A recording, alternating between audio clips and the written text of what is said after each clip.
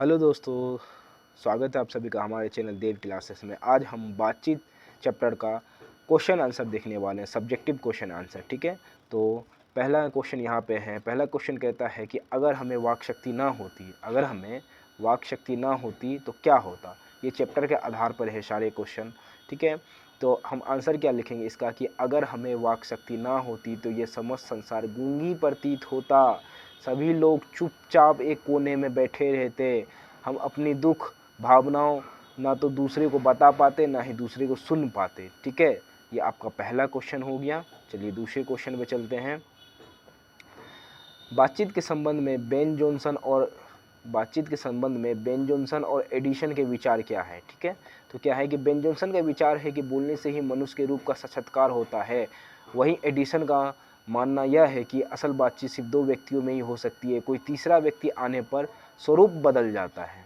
ठीक है, अब तीसरा क्वेश्चन में आते हैं। आर्ट ऑफ कन्वर्सेशन क्या है। ये तो बहुत ही इंपॉर्टेंट क्वेश्चन, ये बहुत बार आया है, ये बहुत ही आया है, इंपॉर्टेंट क्वेश्चन है ये। ठीक है, आर्ट ऑफ कन्वर्सेशन क्या है। यह बातचीत करने की एक कला होती है जो यूरोप के लोगों में ज़्यादा प्रचलित है। इसमें बातचीत के दौरान ऐसी चतुराई के प्रसंग छोड़े जाते हैं कि सुनने वाले को कान को अत्यंत सुख मिलता है। इसे शुद्ध गोष्ठी भी कहा जाता है, इसका दूसरा नाम है शुद्ध गोष्ठी। ये ऑब्जेक्टिव में पूछा जाएगा कि बातचीत का दूसरा नाम क्या है। ठीक है,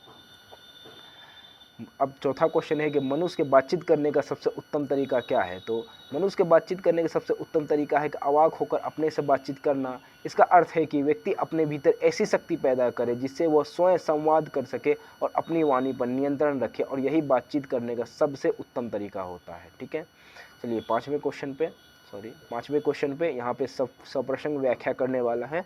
तो व्याख्या कैसे करेंगे, कौन नंबर का है कि सच है कि जब मनुष्य बोलता नहीं तब तक उसके गुण और दोष का प्रकट नहीं होता। ठीक है, तो इसका हम व्याख्या कैसे लिखेंगे कि यह पंक्ति बाल्किश भट्ट निबंध से ली गई है, बाल्किश भट्ट जी के निबंध बातचीत से ली गई है। ठीक है, लेखक का कहना है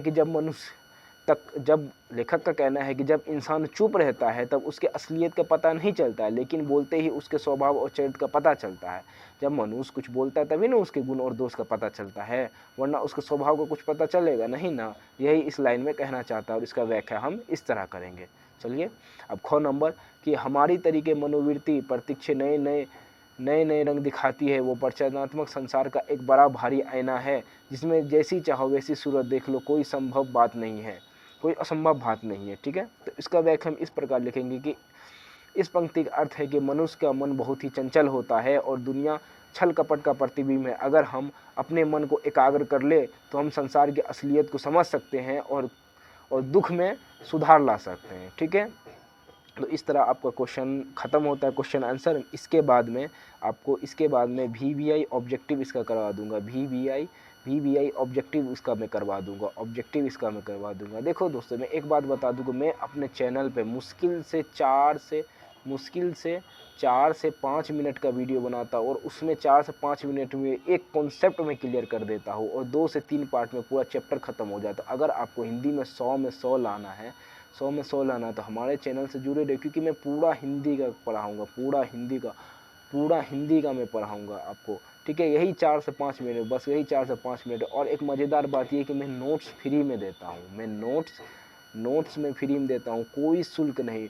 नोट्स के लिए आप मेरे डिस्क्रिप्शन में टेलीग्राम चैनल में चले जाए, मैंने डिस्क्रिप्शन में लिंक दे दिया, वहाँ से आप फ्री में नोट्स ले लेना,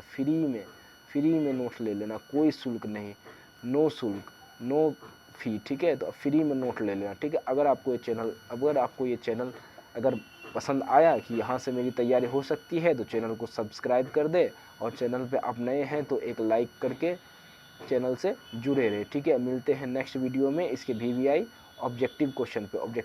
तब तक के लिए बाय बाय।